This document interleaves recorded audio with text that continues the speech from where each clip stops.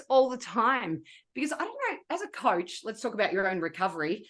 I know this is actually a segment in the Game Changers podcast, but I'm just going to go for it now. Okay. While I'm standing, go for it. I am tight through my hip flexors. Even now I sit a lot at the computer or I'm doing a webinar and I get tight. This is where I get tight. I don't know if other coaches can feel that.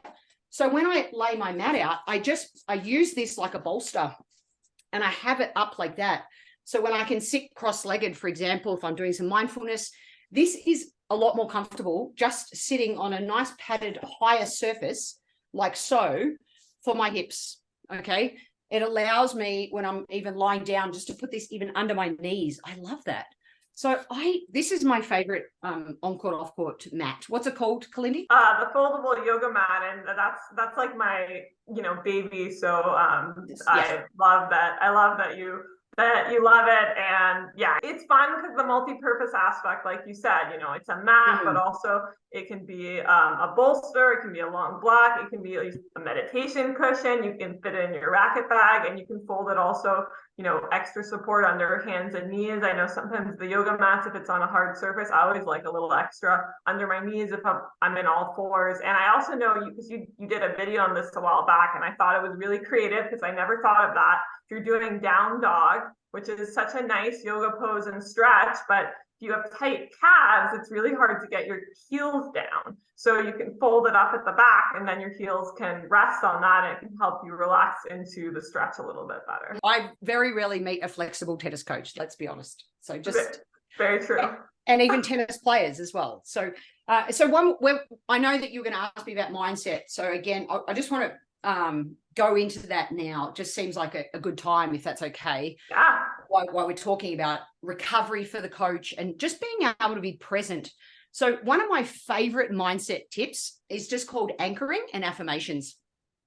So pressing on the dampener, okay, and very specific, either with thumb and index finger or just your thumb or just your index finger. And of course, I've got the Wilson one here, or we can use the whistle dampener, which I love. You could have this, you could press on that as well, either or. And simply what it does is it helps you stay in the present. So as a coach, even let's say you're coaching 8 hours a day, I definitely used to do that. Excuse me. So being able to fire off the dampener, what it does is it allows you to be totally present with that student. So you can say, trust your intuition, trust, do I really need to say what I'm about to say? Or could I ask a curious question? Hey, what did you notice when you got the depth? What did you feel? Could you summarize that in a cue word? But firing this off and just saying, I am present or I am ready. This is a great tip for a player and a coach, because we have to be, as Billy knows, when he's working with his clients, he's 100% committed right here, right now. I've seen him in action. We have to be like that as coaches and, of course, players as well. Just being able to fire off, not I am fantastic or I'm going to win the point, right? That's language that is not going to help you. It's not going to serve you. You want to be able to say something like, I am present, I'm in the moment, I'm here, right now. Let's go. Come on. Okay, so you fire, the anchor reminds you and triggers you to fire off that affirmation to be able to play that next point. So that is a mindset tip that I have been using for 20 years and it works. It works. I've done it with so many players at the highest level of the game. And it's just a way to keep you in the present moment. As we know in tennis, we need to think, yes, tactically, what do I need to do in the next point?